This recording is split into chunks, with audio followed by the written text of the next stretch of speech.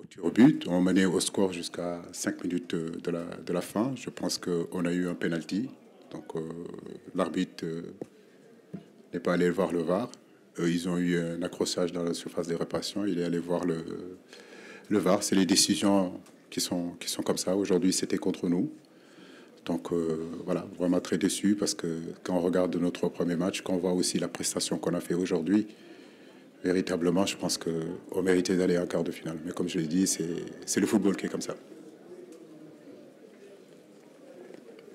Bonjour, bonsoir coach, juste là. Moustapha Sadio pour Sport News Africa. Déjà, tous nos encouragements pour ce tournoi. Est-ce que c'est le genre de tournoi où vous avez vraiment fait preuve de créativité, prise d'initiative on va dire, dans vos choix tactiques? Est-ce que c'est le genre de tournoi où vous en ressortez, on va dire, ragaillardi, prêt à embarquer une fois de plus pour, on va dire, pour aller la chercher en 2025? Aujourd'hui, il est difficile de se projeter en 2025. On vient de sortir d'une défaite qui fait mal. Aujourd'hui, il faut qu'on le digère. Et on verra, en réalité. Mais comme je l'ai dit, on a fourni du bon jeu. Le contenu a été bon. Mais pour vous dire,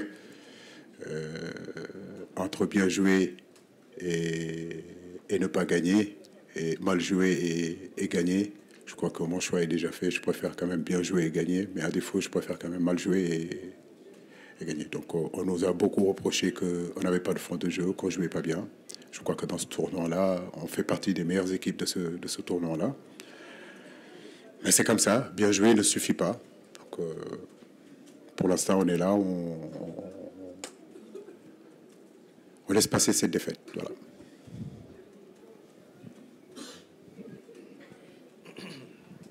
Oui, coach, je suis là. Lamine Gueye, des médias, Sénégal. Alors, tout d'abord, mes encouragements, parce que c'est difficile. Le Sénégal peut-être a démontré qu'il pouvait aller au bout. Mais vous l'avez dit tout à l'heure, l'équipe a perdu le fil conducteur de ce match. On a beaucoup subi, contrairement aux 3 autres matchs. Pourquoi vous n'avez pas replacé le bloc d'équipe un peu plus haut pour justement empêcher les Ivoiriens de venir? Est-ce que vous ne pensez pas que l'équipe a pêché à ce niveau-là, laisser le ballon à la Côte d'Ivoire et peut-être s'exposer derrière? Il est difficile de faire des analyses là maintenant après ces défaites, mais comme je le disais tout à l'heure, on a perdu effectivement le fil conducteur du match dès le premier but. Je pense qu'on a eu beaucoup de déchets sur le plan technique. C'est pas le problème du bloc. Je pense que le bloc était plutôt bien. On était bien en bloc, mais la réalité, comme je le dis, c'est à la récupération du ballon. À la récupération du ballon, pour cette projection-là, il y a eu beaucoup de déchets. On a perdu beaucoup de ballons dans notre bloc. Et quand vous jouez en bloc médian comme ça et que vous récupérez le ballon, logiquement, c'est la projection. C'est pour projeter. Et on a perdu les ballons à l'intérieur de notre bloc. Je pense que c'est ce qui nous a causé énormément de problèmes. On a sauté le milieu de terrain, alors qu'à chaque fois qu'on a trouvé Sadio à l'intérieur, on a trouvé Ismaïla à l'intérieur, on a pu ravitailler nos extérieurs. Je regrette qu'on n'ait pas pu le répéter tout le long du match par rapport aux 3 premiers matchs où vraiment on a pu trouver de la fluidité dans le jeu, on a pu garder allié en réalité possession et verticalité. Et je ne peux pas m'expliquer le fait qu'on ait perdu le fil du match parce qu'on a marqué très tôt. Bien sûr qu'il fallait continuer à jouer. On ne peut pas gérer ce match-là pendant 88 minutes. C'est le seul regret que j'ai dans ce match-là.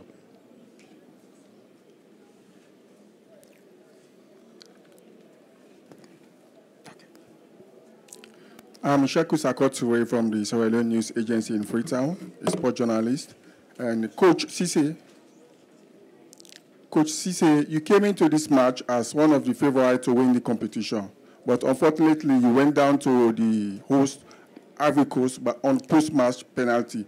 What are some of the technical errors that led to your defeat to the host nation?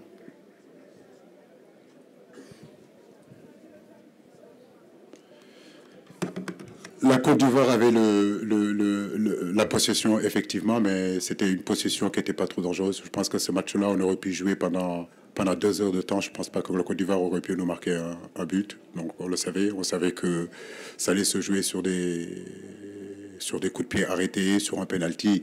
Mais si on regarde bien, malgré qu'ils avaient la possession, je veux dire, il n'y a rien qui a été dangereux de notre côté. Le regret que j'ai, je l'ai dit, je le répète, c'est que même si on a reculé le bloc, je pense qu'à la récupération du ballon, on n'a pas été assez fluide. Voilà, notre jeu n'a pas été fluide, notre jeu n'a pas été clair. Aujourd'hui, cet après-midi, donc ce soir, pardon. Donc très compliqué, match très compliqué. J'ai envie de dire que c'est nous-mêmes qui nous sommes compliqués le match, parce qu'on avait la possibilité vraiment de pouvoir gagner ce match-là. Merci, Emmanuel Robert Mahor, Média Sport Info de la Canal 431. Coach, il vous manque un maître et le Sénégal s'écroule.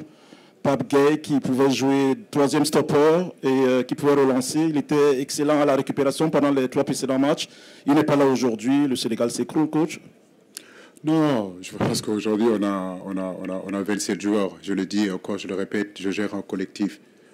Pape Gueye n'est pas là, mais je veux dire qu'il y avait d'autres joueurs qui étaient là aussi, qui ont bien fait avant, qui ont bien joué avant que Pape arrive.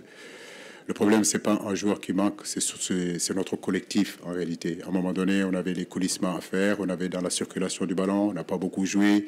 Le ballon a été étouffé, il n'y a pas eu assez de fluidité dans le jeu qui pouvait nous permettre, si vous voulez, de basculer cette équipe-là de gauche à droite et trouver l'intérieur du jeu. Ce n'est pas un problème individuel, mais plutôt un problème collectif.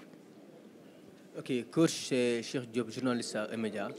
Vous avez déjà vécu tout avec l'équipe du Sénégal, une élimination en quart et une finale perdue, une finale gagnée. Est-ce que cette élimination en 8e ne vous donne pas envie de vous trouver d'autres challenges? Pour l'instant, c'est vrai que on verra l'avenir, ce que le dira. Pour l'instant, j'ai envie de digérer cette défaite. Après, comme je le dis, oui, bien sûr qu'on verra avec la fédération. Il y aura des discussions peut-être qui auront lieu, mais pour l'instant, je ne pense pas trop à l'avenir. Voilà, je pense à cette déception-là. Mes joueurs sont déçus et nous tous, nous sommes déçus. Et je sais que notre peuple est déçu aussi. Donc pour moi, ma personne, mon avenir a peu d'importance en réalité. Voilà, ce qui est important, c'est le Sénégal. Et aujourd'hui, le Sénégal a perdu. Coach Dunia Mesli pour Africa Sport, ici coach. Après votre ouverture du score, on a senti quand même que le Sénégal avait perdu son cœur dans le jeu. Les Ivoiriens sont revenus avec plus d'intensité, plus de caractère.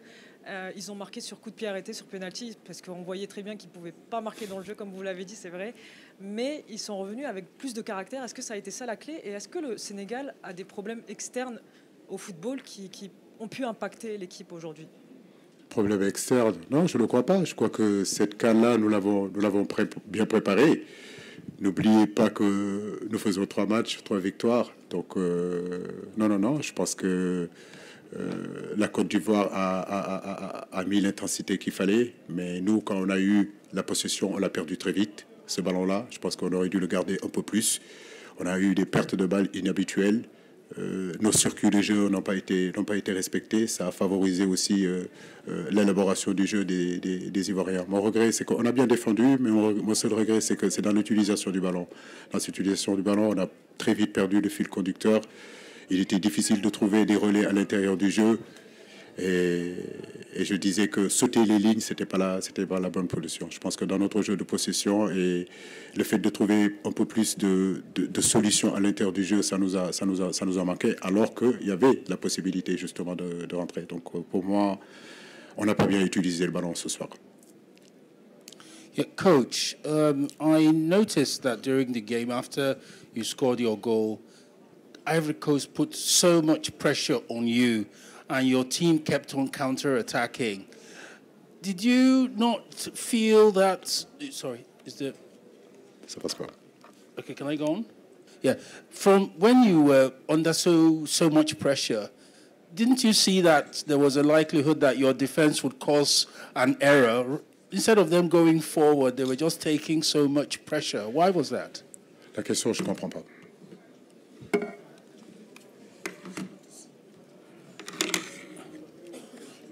Should I repeat?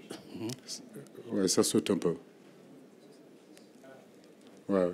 Should I repeat the question? Okay. I was saying that after you scored your first goal, you were under so much pressure from Ivory Coast. and you resorted, your players resorted to counter-attacking rather than taking the initiative, which put a lot of pressure on your defense. Why didn't you change that in order to reduce the opportunity for errors, which caused the penalty that you conceded very late in the game? Sur le penalty, je pense que nous défendons mal. C'est une faute qu'on peut éviter. Les consignes que j'avais demandées aux joueurs, c'était d'allier en réalité la possession et la verticalité. On savait que quand on a marqué le but, ils allaient faire avancer leur ligne défensive. C'est ce qu'ils ont fait avec leurs attaquants et puis leur milieu. Et c'est ce que je disais, ça nous permettait, nous, de trouver les intervalles. On a eu du mal en réalité à trouver Sadio à l'intérieur, à trouver Ismaël Assar à l'intérieur. C'est ce qui est un petit peu dommage parce que chaque fois qu'on a trouvé ces intervalles à l'intérieur du jeu, on a pu sortir. Mais je pense qu'on a perdu le fil du jeu. On a perdu le fil de ce match-là. Dès qu'on a marqué le but, on s'est reconvié sur nous et ça a payé cash. Je pense qu'on aurait dû continuer à jouer et on n'a pas joué. On s'est arrêté de jouer après le but. C'est ça le regret que j'ai. Hi, Coach. Maher Mazahi, freelance journalist. Yeah, just a quick question. I saw Lamine Camara after the match. He was in tears. He was devastated. It reminded me actually of Sadio Mane in 2017 after he missed the penalty. You as a coach, you were there in 2017, and you saw how Sadio Mane recovered from that and became a great leader with mental strength. What do you say to a player like Lamine Camara in the dressing room who had a great tournament? How do you sort of uplift them and give them a boost in their morale?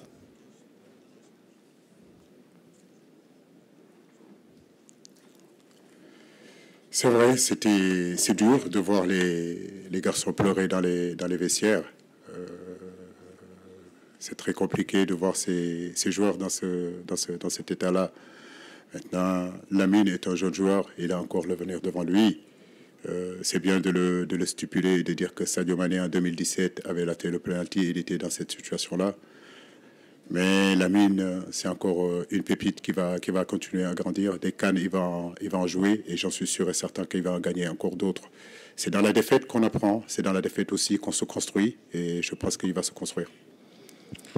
Merci beaucoup, coach. Merci, chers journalistes. On continue à la zone mixte.